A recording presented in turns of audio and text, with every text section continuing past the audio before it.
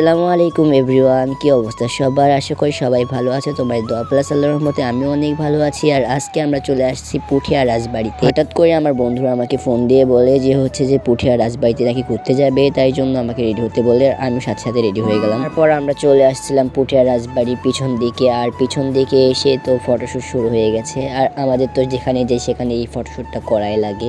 এবারে ঈদে মোটামুটি অনেক জায়গায় ঘুরছিলাম, কিন্তু কোনো জায়গায় ভিডিও করা হয় নাই। তাই ভাবছিলাম যে আজকে যেহেতু আমরা পুঠিয়া রাজবাড়িতে চলে আসছি, তাই একটা ব্লগ বানাই ফেলি। আজকে আমার অত ভালো লাগছে না, কারণ হচ্ছে যে আমি এই রাজবাড়িতে অনেকবার আসছি, ছোটবেলা থেকে অনেকবার আসছি। তাই জন্য আজকে আমার এই রাজবাড়িটা অত ভালো লাগছে না। তো সবার সাথে পরিচয় করিয়ে দিই, এটা হচ্ছে আমার একটা ফ্রেন্ড, আর হচ্ছে যে এর আগে যে হাই দিল সেটা আমার একটা ফ্রেন্ড।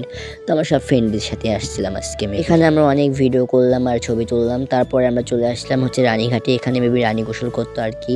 আর এখানে আমার বন্ধুরা সব ফটো তুলতে ব্যস্ত ছিল, আর আমি তো ওই আজারে আমাকে ভিডিও করছিলাম আর কি। তো আমি তো এবার পুঠিয়া রাজবাড়িটা ঘুরলাম। তো তোমরা কে কোথায় ঘুরতে গিয়েছিলে কমেন্টে বলে যাবে। তো চলো বক বক বাদ দিয়ে আমরা একটু উপর থেকে ঘুরে আসি। তারপর আমরা চলে আসছিলাম উপরে, আর উপরে এসে আমি উপর থেকে নিচে ক্লিপ নেওয়ার চেষ্টা করছিলাম, আর এদিকে এরা ফটোশুট করতে ব্যস্ত। তো আমার এখানে ভিডিও ক্লিপ ভালো করে নেওয়া হলো না। সমস্যা নেই, একদিন তো এরা ফটোশুট করবে, তো করুক একটু।